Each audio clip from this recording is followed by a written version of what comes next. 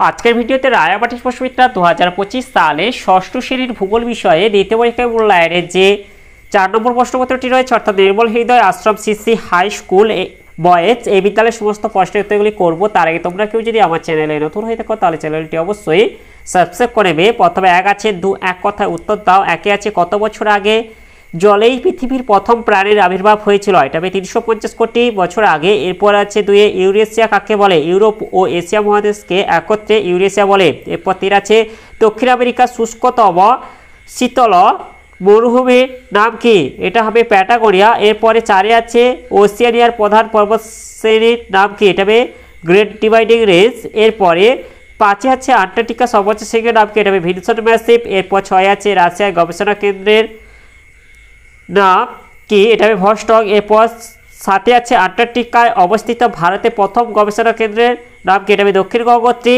এরপর 8 আছে অ্যালবেডো কাকে বলে?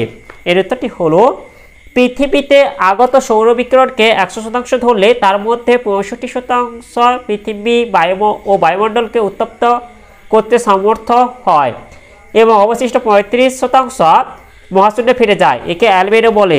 এরপরে 9 আছে বায়ুর আর্দ্রতা মাপার যন্ত্রের নাম কি? এটা হবে হাইগ্রোমিটার। এরপর 10 আছে কবে ধরিত্রী দিবস পালন করা হয়? 22 এপ্রিলকে ধরিত্রী দিবস হিসেবে পালন করা হয়। এরপরে 2 দিকে আছে শূন্যস্থান পূরণ করো। একে আছে 2011 সালে জাপানের ফুকুশিমায় পারমাণবিক শক্তি উৎপাদন কেন্দ্রে বিস্ফোরণ ঘটে। এরপর 2 আছে এশিয়ার প্রধান পর্বত শ্রেণী, এটা হবে হিমালয়। এরপর 3 আছে আফ্রিকার প্রধান নদী, এটা হবে নীল নদ। এরপরে 4 আন্টার্কটিকা মহাদেশে অবস্থিত হিমবাহগুলির মধ্যে এটা হবে ল্যাম্বার্ট হিমবাহ পৃথিবীর দীর্ঘতম। এরপরে 5 1988 সালের 26 মার্চ অষ্টম অভিযাত্রী দল 70 কিমি দূরে এটা হবে মৈত্রী নামে আরও একটি গবেষণা কেন্দ্র স্থাপন করে। এরপরে 6 বায়ুর চাপ মাপার যন্ত্রের নাম, এটা হবে ব্যারোমিটার। এরপর 7 প্রতি 1000 মিটার উচ্চতা, এটা হবে 6.5 ডিগ্রি সেলসিয়াস হারে তাপমাত্রা কমে। এরপরে 8 প্রতিদিন যে পরিমাণ গাড়ি চলে সেগুলো থেকে প্রায়, এটা হবে 10 লক্ষ কিলোগ্রাম দূষক বাতাসে মেশে। এরপরে 9 বৃষ্টিপাতের পরিমাণ মাপার যন্ত্রের নাম, এটা হবে রেড গজ।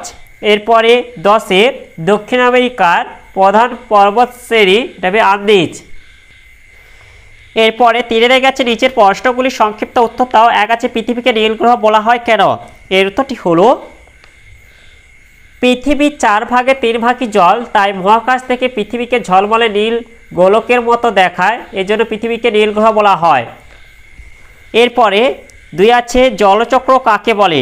এর উত্তরটি হলো যে চক্রাকার পথে কঠিন, তরল ও বাষ্পীয় এই 3 অবস্থায় পরিবর্তনের মাধ্যমে পৃথিবীতে জলের ভারসাম্য বজায় থাকে তাকে জলচক্র বলে। এরপরে 3 আছে পরিবহন পদ্ধতি কাকে বলে? এর উত্তরটি হলো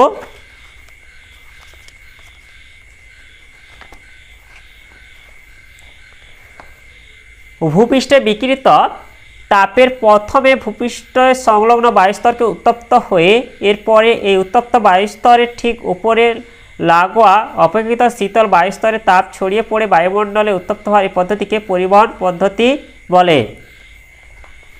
এরপরে 4 আছে হিমমণ্ডল কাকে বলে? এর উত্তরটি হলো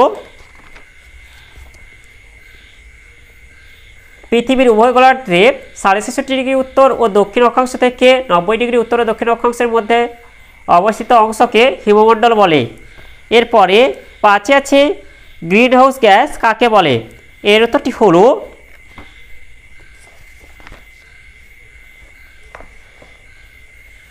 শীতের দেশে শাকসবজি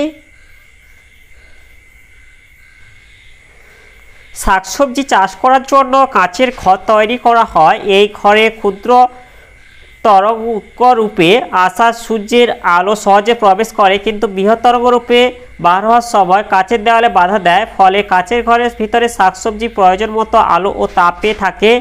এই কাঁচের ঘরে সবুজ শাকসবজি চাষ হয় বলে একে বলা হয় গ্রিনহাউস বা সবুজ ঘর। এরপরে 4 দিকে আছে নিচের প্রশ্নগুলির উত্তর দাও। 1 আছে বায়ুমণ্ডল না থাকলে কি হতো? এর উত্তরটি হলো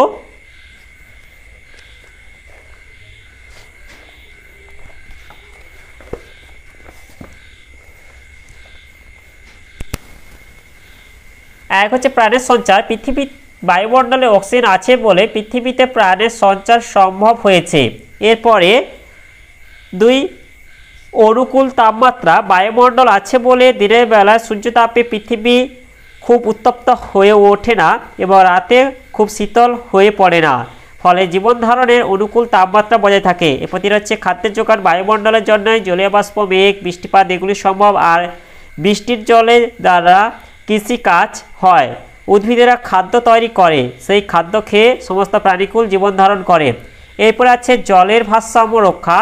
বায়ুমণ্ডল না থাকলে পৃথিবীর সমস্ত জল সূর্যতাপে বাষ্প হয়ে যেত, কিন্তু বায়ুমণ্ডলের জন্যই এই বাষ্প পুনরায় মেঘ বৃষ্টির মাধ্যমে জল পেয়ে পৃথিবীতে ফিরে এসে জলের ভারসাম্য বজায় রাখে। এরপর 5 আছে অতিবেগুনি রশ্মি হাত থেকে রক্ষা। পৃথিবীর বায়ুমণ্ডলে যে ওজোন গ্যাসের স্তর আছে তা সূর্য থেকে আসা ক্ষতিকর অতিবেগুনি রশ্মি শোষণ করে নেয়, ফলে আমরা চর্ম ক্যান্সার প্রভৃতি রোগের হাত থেকে রক্ষা পাই।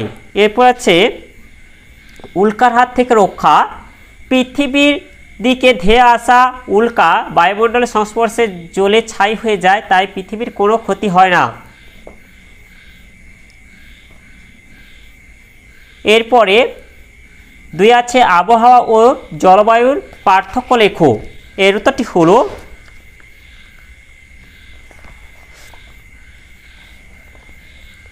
আবহাওয়া জলবায়ু বৈশিষ্ট্য এক সংজ্ঞা। কোনো নির্দিষ্ট স্থানে নির্দিষ্ট সময়ে বায়ুর উষ্ণতা, চাপ, আর্দ্রতা, বায়ুপ্রবাহ, মেঘাচ্ছন্নতা, বৃষ্টিপাত ইত্যাদিকে আবহাওয়া বলে। কোনো অঞ্চলে কমপক্ষে 30 থেকে 35 বছরের আবহাওয়ার গড় অবস্থাকে জলবায়ু বলে।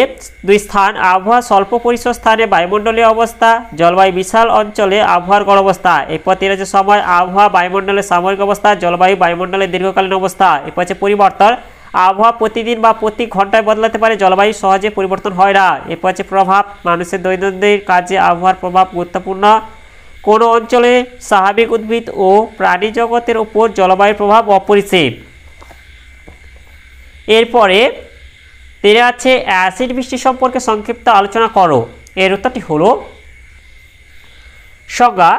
বৃষ্টির জল বায়ুতে অবস্থিত বিভিন্ন অ্যাসিডের সঙ্গে মিশে যখন ভূপৃষ্ঠে পতিত হয় তখন তাকে অম্লবৃষ্টি বা অ্যাসিড বৃষ্টি বলে। সৃষ্টি বাতাসে carbon dioxide, nitrogen dioxide, sulphur dioxide প্রভৃতি দূষিত গ্যাস জলীয় বাষ্পের সঙ্গে মিশে নাইট্রিক অ্যাসিড, সালফিউরিক অ্যাসিড প্রভৃতি তৈরি করে। এসব অ্যাসিড বৃষ্টির জলে মিশে অম্লবৃষ্টি সৃষ্টি করে। প্রভাব: 1 মানুষের ত্বকে রোগ দেখা দেয়। 2 চুনাপাথর, মার্বেল নির্মিত স্মৃতিসৌধের ক্ষতি হয়। 3 পুকুর হ্রদের জল আম্লিক হয়ে মাছ শ্যাওলা মারা যায়।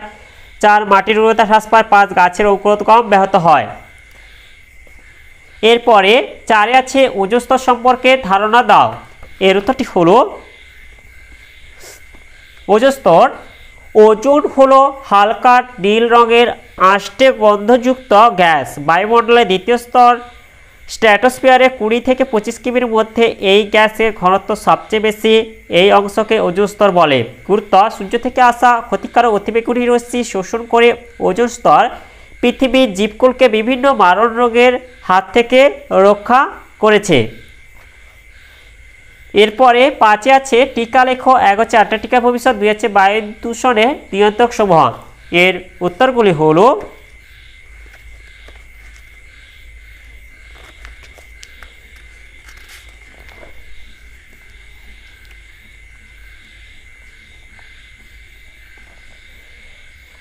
ভবিষ্যৎ সম্ভাবনা: আন্টার্কটিকা মহাদেশে ভূপ্রকৃতির দুর্গম জলবায়ু চরমাপন্ন। ভূপৃষ্ঠ সারা বছর তুষারপাতে থাকলেও এই মহাদেশের গুরুত্ব অনেকখানি। সেগুলি হলো: 1 হচ্ছে বিস্তৃত গবেষণাগার। এই মহাদেশের প্রাকৃতিক সম্পদ বিজ্ঞানীদের গবেষণার বিষয়বস্তু। এরপর আছে খনিজ ভাণ্ডার। এখানকার Queen Alexandra, Queen Maud range, Horlick range অঞ্চলে যে বিপুল মূল্যবান খনিজ ভাণ্ডারে সন্ধান পাওয়া গেছে তা সংগ্রহ করতে পারলে সমগ্র বিশ্বে মহাদেশটি গুরুত্বপূর্ণ অবদান রাখবে। 3 প্রোটিন সমৃদ্ধ কেল। সামুদ্রিক কেল প্রোটিনের চাহিদা পূরণ করবে। এরপর সিলের গুরুত্ব: সিল মাছের চামড়া ও মাংস মানুষের কাছে অত্যন্ত মূল্যবান অর্থকরী সম্পদ। এরপর তিমির গুরুত্ব: তিমি মাছের চর্বি ও মাংস মানুষের জন্য সুস্বাস্থ্যকর খাদ্য প্রস্তুতের কাজে ব্যবহৃত হয়। অতএব আন্টার্কটিকা মহাদেশের সম্পদ ভবিষ্যতে সমগ্র মানবজাতির কল্যাণেই ব্যবহৃত হতে পারে।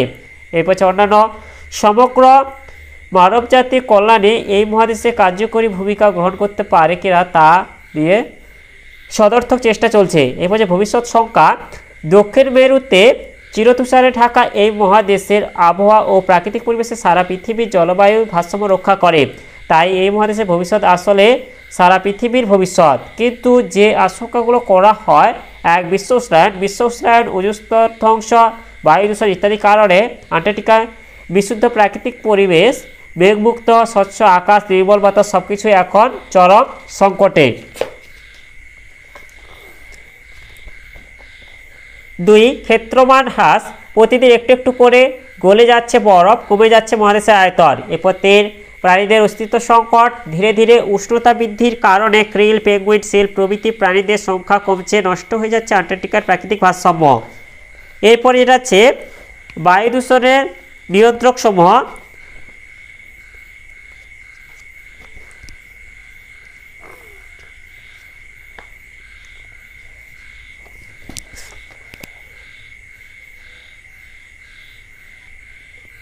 এর উত্তরটি আমরা এখান থেকে বলে দেবো। এক হচ্ছে গণপরিবহন ব্যবস্থা, রাস্তায় একটি বাসের বদলে 30টা প্রাইভেট গাড়ি চললে বায়ু অনেক বেশি দূষিত হয়, তাই বাস, ট্রেনের মতো গণপরিবহনে বেশি যাতায়াত করলে বায়ু দূষণের পরিমাণ কমানো যায়। 2 হচ্ছে দূষণহীন যানবাহন, electric train, tram, metro, cycle, van, rickshaw এসব দূষণহীন যানবাহন বেশি ব্যবহার করলে বায়ু দূষণ অনেকখানি কমানো সম্ভব। এরপর আছে 3, কম দূষণকারী ইঞ্জিন, বর্তমানে গাড়িতে উন্নত প্রযুক্তিতে তৈরি কম দূষণকারী ইঞ্জিন ব্যবহার করা হচ্ছে, তবে গাড়ির সংখ্যা দিন দিন যে হারে বৃদ্ধি পাচ্ছে তাতে বায়ু দূষণ নিয়ন্ত্রণ করা মুশকিল। এরপর 4 আছে কলকারখানা নিয়ন্ত্রণ, শিল্প কারখানাগুলি লোকালয় থেকে দূরে তৈরি করা উচিত, কারখানার চিমনিগুলি উচ্চতা অনেক বেশি করা এবং বায়ু পরিশোধক যন্ত্রপাতি ব্যবহার করা উচিত।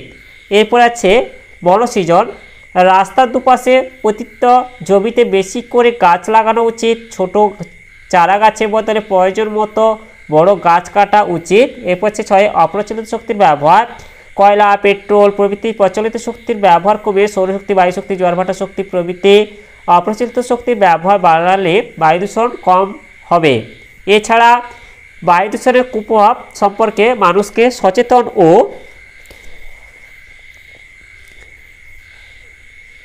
চাষবাসে জৈব সার ব্যবহার করতে হবে এবং 1981 সালে বায়ু দূষণ প্রতিরোধ ও নিয়ন্ত্রণ আইন কঠোরভাবে প্রয়োগ করতে হবে। তোমরা এটা বলে দেবে। তাহলে আজকের ভিডিওতে আমরা ষষ্ঠ শ্রেণী ভূগোল বিষয়ে যে 4 নম্বর প্রশ্নপত্রটি ছিল তা আজ সমাধান করলাম। আর তোমরা কেউ যদি আমার চ্যানেলটা এখনও সাবস্ক্রাইব করে রাখো তাহলে চ্যানেলটা অবশ্যই সাবস্ক্রাইব করে নেবে এবং ভিডিওটি ভালো লাগলে ভিডিওটিকে অবশ্যই লাইক, কমেন্ট ও শেয়ার করে দেবে।